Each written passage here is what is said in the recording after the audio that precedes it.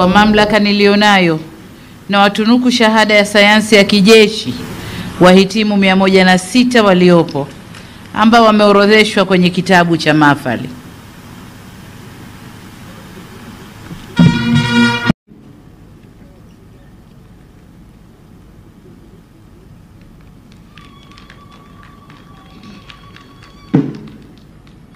Mheshimiwa Dr. Rimo Simeon Nyansao, Waziri wa Ulinzi na Jeshi la Kujenga Taifa, Generali Jacob John Mkunda, Mkuu wa Majeshi ya Ulinzi, Mheshimiwa Profesa Adolf Faustin Mkenda, Waziri wa Elimu, Sayansi na Teknolojia, Dr. Faraji Kasidi Mnyepe, Katibu Mkuu Wizara ya Ulinzi na Jeshi la Kujenga Taifa, Luteni Jenerali Salim Haji Othman, Nadhimu Mkuu wa Jeshi la Wananchi wa Tanzania na Mwenyekiti wa Bodi ya Usimamizi wa Chuo, wajumbe wote wa Bodi ya Usimamizi wa Chuo, Meja Jenerali Jackson Jairos Mwaseba, Mkuu wa Chuo cha Mafunzo ya Kijeshi Monduli, wakuu wa vyombo vya ulinzi na usalama.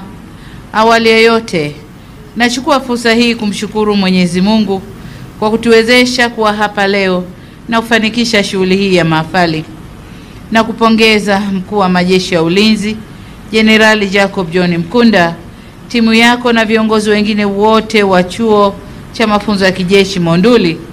Aidha, na kupongeza pia Mnadhimu Mkuu wa Jeshi na Mwenyekiti wa Bodi ya Usimamizi wa Chuo Luteni Jenerali Salim Haji Othman kwa kusimamia vizuri mafunzo kwa wanajeshi ili kuhakikisha kuwa wanakuwa na ubora wa hali ya juu